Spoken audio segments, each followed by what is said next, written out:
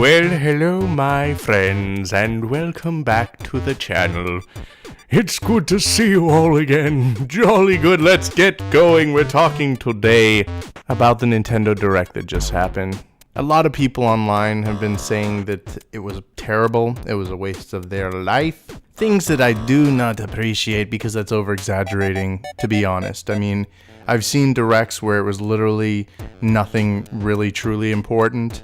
A lot of the indie Directs are things that I could, discard and not really care about. But this last Direct had several huge announcements, peppered with a lot of smaller announcements that could cater to some, but not to others, whatever. I really like this Direct, so what I'm going to do in this video is go through what I considered great about the Direct and what I considered bad about the Direct. But the first things, 3 things to be specific, I want to start with are the greatest things that this Direct had to show off. They started with a trailer that right from the get-go you knew exactly what it was. And I'm not gonna lie, after the last Direct where they showed off Simon Belmont and how that segued into showing off the character with Luigi, I was like, oh my god. I mean, I don't know if Luigi's Mansion 3 is coming, but just seeing how they did that, it made me think that the IP was coming back. Then we were shown Simon and I was like, okay, that was an odd way to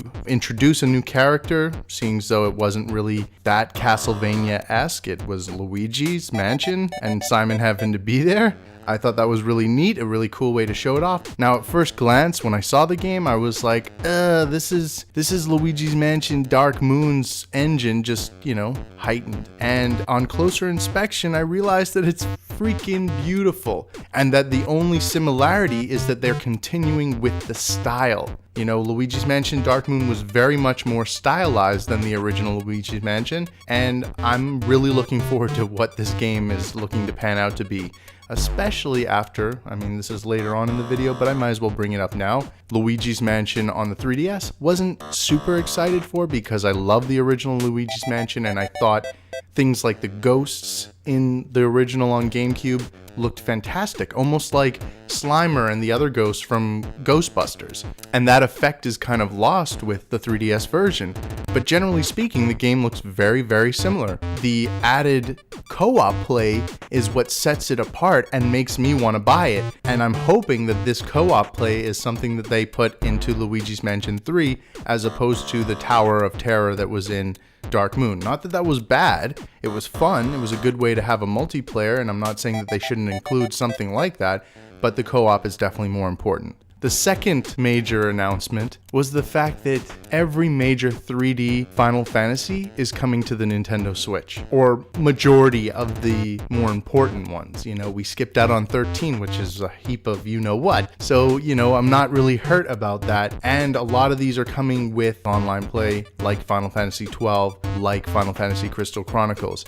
Excellent. I am so stoked for this. And the reason I say it's one of the more important announcements of the show is because we have never had any of these Final Fantasies on a Nintendo console. So just think about that. Let that simmer for a second. Understand it. It's a beautiful announcement. And hopefully this means something between Nintendo and Square moving forward.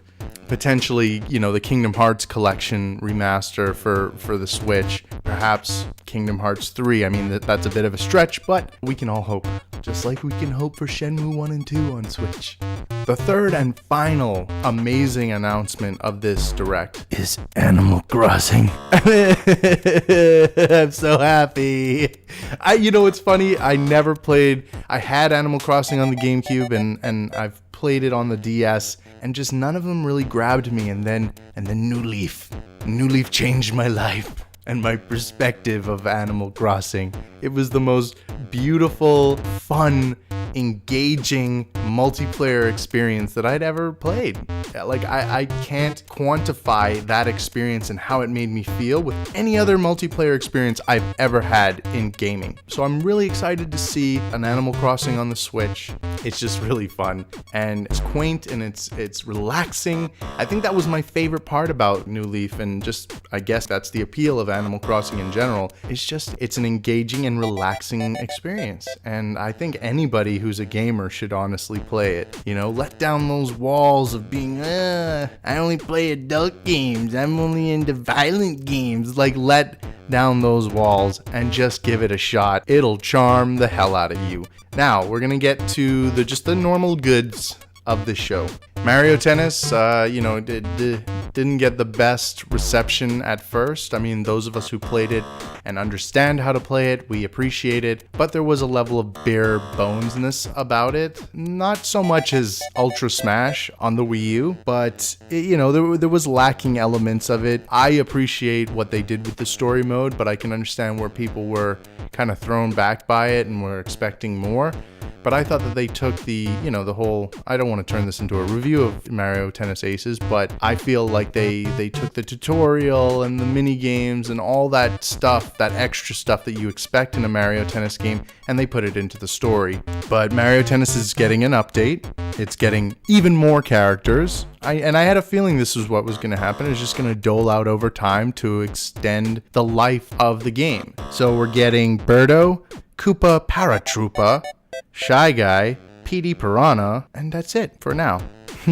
There will be more to come, I'm sure. There'll be online co-op missions, mini games, and more. So, I'm excited for the next year of the updates and what's coming for Mario Tennis. Moving right along. Super Mario Deluxe, I have in the good side of my category, but at the same time, it just teeters between the two. It was a good game. This version of it will come with the Super Luigi campaign and all that goodness. And, I saw some levels in that game because I never got very far in that game. I probably got to like World 3, World 4. I just kind of dropped it because, unfortunately, I mean, it's a good game, but I'd had enough of New Super Mario Bros. By that point, to be absolutely honest with you. And I would like to give the Super Luigi DLC a go because I hear it's really good and it changes it up a bit. But I wish they would just stop with that and make a new Super Mario World as opposed to New Super Mario Bros. I don't know what that would be like or how it would be different, but I'm not even really a fan of the whole 3D thing. Like I was when it first happened. I was like, oh wow, this is cool, giant Mario mushroom, awesome, that's cool. But generally speaking, I would much rather a 2D game that's just really beautifully designed and oozing with character, like Rayman. The reboots of Rayman, and there have been other games that I would say fall into this similar category.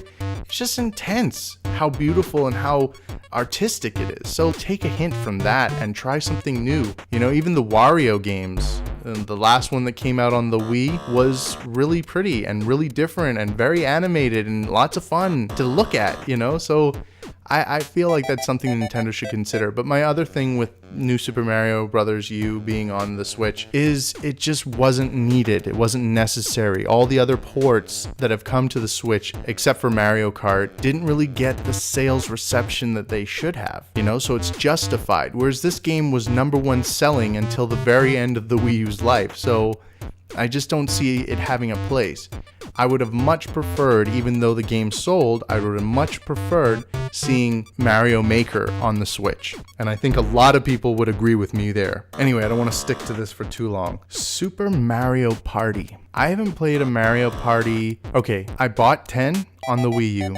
I played less than an hour of the game, did not like it. I mean, I enjoyed some of the ideas that they brought to the table, but once I had gotten through all those ideas, which it didn't take long because there weren't many games in the game, I realized just how shallow a game it was. And I hadn't played a Mario Party before that since I think 8, and before that since 2. So it's like Nintendo really needs to stop, take a look, understand what they're doing wrong, understand what they need to be doing, and it seems like that's what's going on with Super Mario Party. It's almost like a series restart, and it looks fabulous. The games look clever, the games look original, the games look engaging and fun. I'm excited for this Mario Party, which is something I can't say even about any of the Mario Parties that I played since 1 and 2. I never looked at them like, whoa, my god, I want to experience this with my friends and stuff. And the fact that this has online play, it has unique play between Switches, the motion controls and all the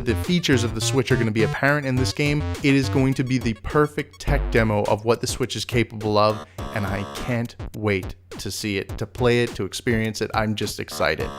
Game Freak is now making a new game called Town, and it looks very interesting. It looks like it's running on a similar engine to Pokemon, so it's not like graphically intensive, but it's pleasant, and it is RPG based, so I'm excited to see how this game pans out, to see what people think of it. I mean, I couldn't tell you what I feel it looks like, other than it seems like an Animal Crossing sized town with monsters and combat. So I'm excited to see what Game Freak does outside of Pokemon, because the few other things that they have done haven't really been, not that they haven't been fun. Like, what was there was a Pocket Jockey, and then there was another game that they did that was meh. Like there hasn't been anything that really stood out. So they've always had to kind of fall back to Pokemon. So it'll be interesting to see how this game fares. Next on the list is something I'm not going to talk much about, Daemon X Machina. I know it's going to be amazing. There's a ton of amazing people backing it, making it. I'm really excited to see how this game pans out. The additional gameplay that they showed off in the Direct is beautiful. The action looks great. It kind of reminds me of Mech Assault and Zone of the Enders. Like, there's a little bit of all of these things in this game, and I just can't wait to experience it. Yoshi's Crafted World. Oh my god, I should have put this in one of my best announcements, but the game had been announced ages ago.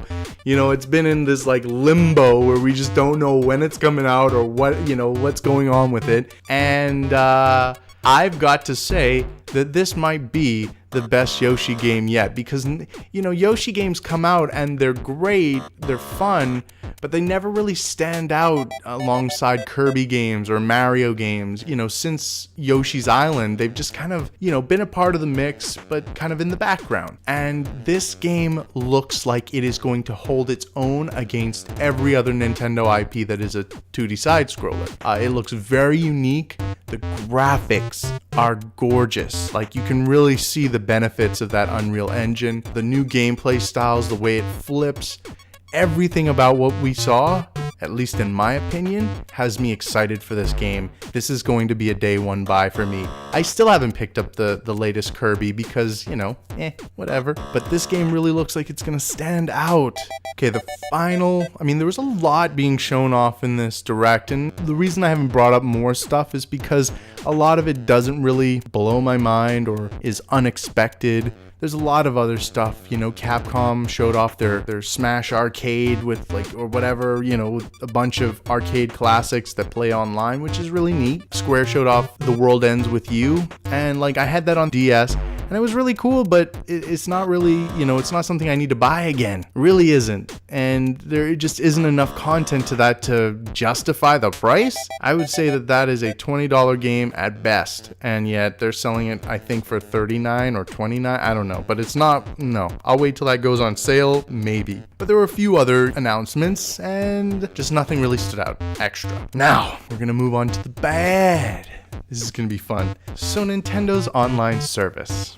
Yes, this is a really hot topic on the internets, and I gotta say, when I initially planned to do this video, I was so livid about the whole thing. It was the only thing in the whole show that I was just just so mad. And it's because 21 games isn't that much, and the fact that we don't have dedicated servers is a big deal.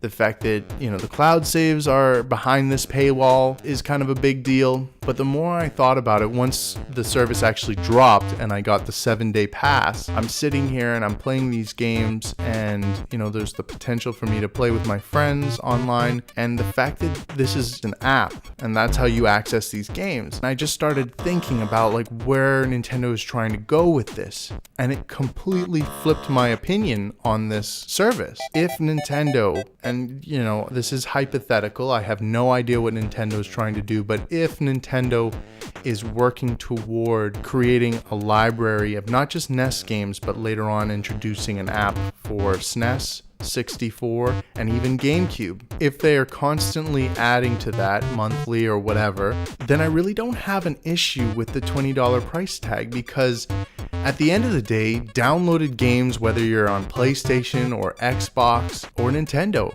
it doesn't matter. those games don't actually belong to you when you really think about it.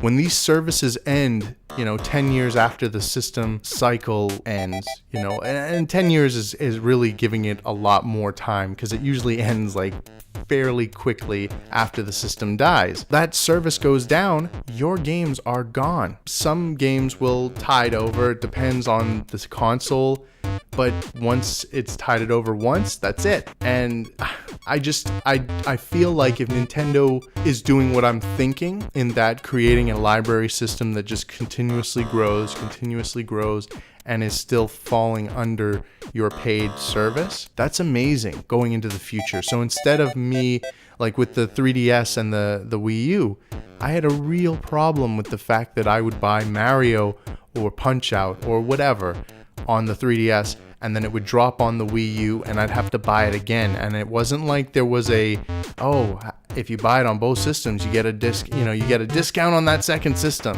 It was just a very discouraging system. So there were only a few games that I duplicated on my Wii U and my 3DS, but the rest of the time it was like I had to decide where I would rather play it, in my living room or on the go, with friends or by myself. And it was just annoying to have to decide that, whereas with this service, I'm not having to decide that. As long as you have a membership and I have a membership, we can get down, like it's cool. And I've got to stress, like, this is just me going off of what I feel Nintendo should do, what I feel like they might be doing. And honestly, this might be the most brilliant thing they could do to avoid that kind of garbage that I just spoke about. Going into the future, each system, you'll always have that access.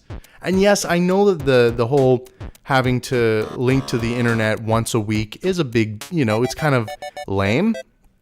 But at the same time, how many of you are not on the internet all the time with your Switch? How many of you can't walk into a McDonald's and just have your Switch touch the Wi-Fi? Walk by the McDonald's, and have it give you a week of access. But most of the people I know are online all the time, so it really doesn't make a difference. I don't see the issue, really. But I would say, because it was coupled with this announcement of the online service, my actual biggest problem at this point with the Nintendo Direct was the fact that the NES controllers that they announced were way overpriced. Way overpriced.